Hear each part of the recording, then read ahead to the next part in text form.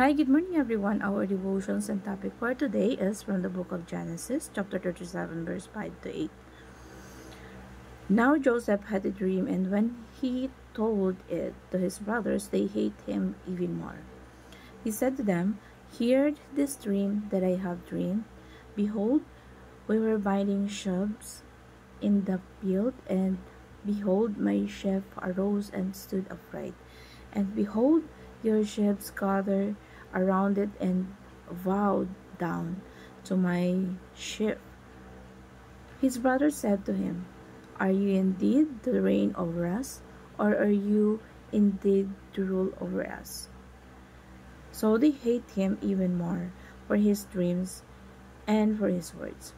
Sabi dito sa Tagalog version, minsan ay nananaginip si Jose at nang isalaysay na ito sa kanya mga kapatid, lalo pa silang napuot sa kanya. Sinabi niya sa kanila, "Pakinggan ninyo ang ngayon itong aking panaginip. Tayo ay nagtatali ng mga bigkis ng trigo sa bukid nang tumayo ang aking bigkis at tumindig ng matuwid. Ang inyong mga bigkis ay pumalibot at yumuko sa aking bigkis." Sinabi sa kanya ng kanyang mga kapatid, Maghahari ka ba sa amin o mamamahala sa amin?" At lalo pa silang napuot sa kanya dahil sa yung napanaginipan ni Joseph. Nandun sila sa field at nabibigay sila ng mga trigo. At yung trigo ni Joseph at ibang trigo ng mga kapatid niya ay yumuko. Kumbaga nag-bow down sa trigo ni Joseph. So, minsan, yung pagsasalaysay natin yung mga bagay sa mga taong negatibo. At sabi nga, hindi mo lahat ng tao ay mapiplease. Kahit nga sa mga kapatid niya, binigyang kahulugan. So, dahil sa kanya mga panaginip at mga salita, yan yung mga panaginip na nagpapahiwatig na yun yung pinapahiwatig ng Diyos sa kanya. At yung mga istorya ng mga hari noon na iniluklok ng Panginoon ay may mga time of waiting. At namamahalat sila habang nasa proseso ng mga paghihintay or para mabision yung reality. At maraming mga pagdadaanan mo, mga pagsubok. At so dito kay Joseph, dito naman yung nakikita niya yung future.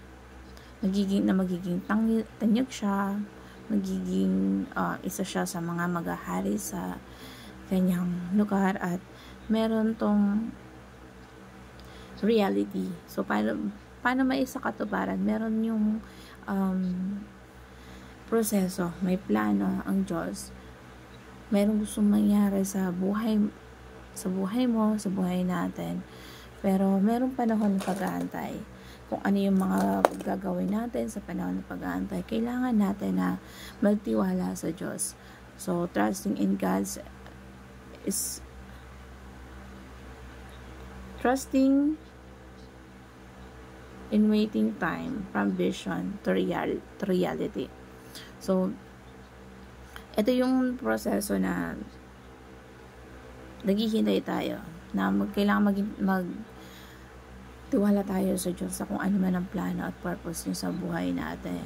Kung ano man yung pagsubok na pinagdaraan natin, na problema at pagdurusa, kailangan tingnan natin to na ito ay proseso. So, kung ano man yun ang resultang gusto na ng Diyos para sa atin, yung purpose ng Diyos at plano ng Diyos sa buhay natin. Kaya, may mga times na kahit family natin, hindi tayo maiintindihan katulad ng pamilya or mga kapatid ni Joseph. At ginawa ba, parang minasama pa nila yung mga bagay na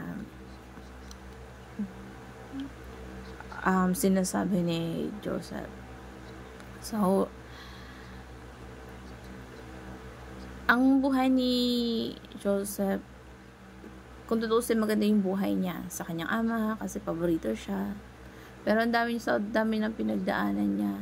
Yung tipong binenta siya ng mga kapatid niya, nakulong siya, at nagdusa siya.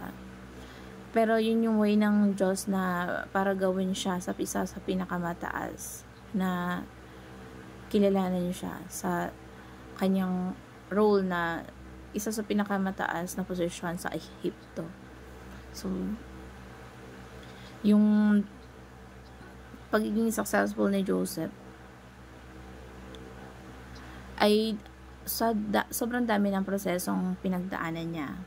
Yung napagbintangan siya, nakulong siya, pinatapon siya, binitray siya ng mga kapatid niya. Pero tandaan natin, sa lahat ng pagsubok na yon, katulad ng pagsubok ni Joseph, para bago marating natin yung mga orok ng tagumpay, isipin natin kung ano yung magandang plano ng Diyos sa atin. So, kumikilos siya sa buhay natin na kahit sa paraan na akala natin wala siya, wala yung presensya niya, at hanggang sa maabot natin yung mga gusto natin, or wag natin kalimutan na kahit may pagsubok tayo, may pagdurusa, ang Diyos hindi humihinto sa kanyang pagkilos. At kahit sa mga trials and hardships sa atin, kasi hindi tayo lang naman ang actors and actresses katulad ng sa isang theater ng Diyos. Kasi ginagawa tayo ng Diyos na tayo ang gumagawa ng story na gusto ng Diyos para sa buhay natin.